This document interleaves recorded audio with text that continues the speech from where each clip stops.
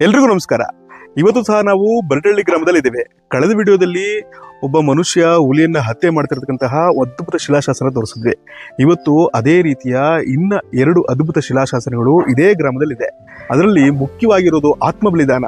ತನ್ನ ಆತ್ಮವನ್ನ ಅರ್ಪಣೆ ಮಾಡಿ ಊರಿಗಾಗಿ ತನ್ನ ಪ್ರಾಣವನ್ನ ಬಿಟ್ಟಂತಹ ಒಬ್ಬ ಅದ್ಭುತ ವ್ಯಕ್ತಿಯ ಶಿಲಾಶಾಸನ ನಾವಿಲ್ಲಿ ನೋಡಬಹುದು. ಇನ್ನೊಂದು ದೇವರ ರಕ್ಷಣೆಗಾಗಿ ತನ್ನ ಪ್ರಾಣವನ್ನ ಅರ್ಪಿಸಿದ ಮತ್ತೊಬ್ಬ ವ್ಯಕ್ತಿಯ ಶಿಲಾಶಾಸನ ಸಹ ಇಲ್ಲಿದೆ. ಆ 2 ಶಿಲಾಶಾಸನವನ್ನು ತೋರಿಸ್ತೀವಿ.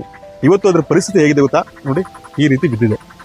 ಈ ಶಿಲಾಶಾಸನದಲ್ಲಿ ಆತ್ಮ ಬಲಿದಾನ ಶಿಲಾಶಾಸನ ಅಂತ ಹೇಳಿದ್ವಿ. ಅದೆಷ್ಟು ಅದ್ಭುತವಾಗಿ ನಮ್ಗೆ ಗೋಚರಿಸುತ್ತೆ ಅಂದ್ರೆ, ಒಬ್ಬ ವ್ಯಕ್ತಿ ಇಲ್ಲಿ ಧ್ಯಾನಸ್ಥನಾಗಿ ಕುಳಿತಿರೋದನ್ನ ನಾವಿಲ್ಲಿ ನೋಡ್ಬೋದು.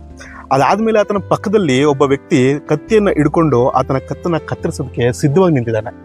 ಇನ್ನೊಬ್ಬ ವ್ಯಕ್ತಿ ಪಕ್ಕದಲ್ಲಿ ಆತನ ಭಕ್ತಿಯಿಂದ ನೋಡ್ತಿರೋ ದೃಶ್ಯ ಸಹ ನಾವು ನೋಡ್ಬೋದು. ಆತನ ಪ್ರಾಣ ಹೋದ ಮೇಲೆ ಆತ ಸ್ವರ್ಗಕ್ಕೆ ಹೋಗೋ ರೀತಿಯ ಸ್ವರ್ಗ ಮಾರ್ಗ ಇಲ್ಲಿದೆ.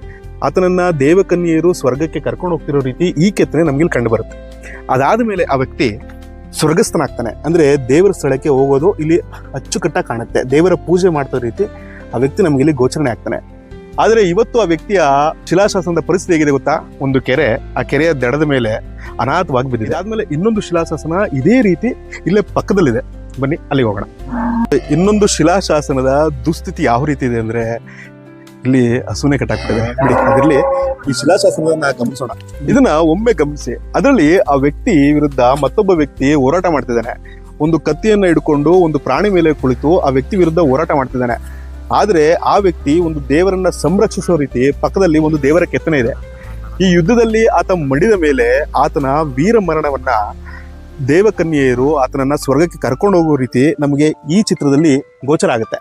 ಅದಾದ ಮೇಲೆ ಆ ವ್ಯಕ್ತಿ ನೇರವಾಗಿ ದೇವರ ಬಳಿ ಬರ್ತಾನೆ. ದೇವರ ಬಳಿ ಬಂದು ಶಿವನನ್ನ ಪೂಜಿಸುತ್ತಿರೋ ರೀತಿ ಇಲ್ಲಿ ಕೆತ್ತನೆ ಆಗಿದೆ. ಅತಿ ಮುಖ್ಯವಾಗಿ ನಾವಿಲ್ಲಿ ನೋಡ್ಬೇಕಾಗಿರೋದು ಮತ್ತೆ ಸೂರ್ಯ ಮತ್ತು ಚಂದ್ರ. ಸೂರ್ಯ ಚಂದ್ರ ಇರೋ ತನಕ ಇವನ ನೆನಪು ಸದಾಕಾಲ ಇರಬೇಕು ಅನ್ನೋದು ಈ ಶಿಲಾಶಾಸನದ ಉದ್ದೇಶ ಆಗಿತ್ತು. ಆದರೆ ಇವತ್ತು ಶಿಲಾಶಾಸನದ ಪರಿಸ್ಥಿತಿ ಹೇಗಾಗಿದೆ ಅಂತ ನೀವೇ ನೋಡ್ತಾ ಇದ್ದೀರಾ.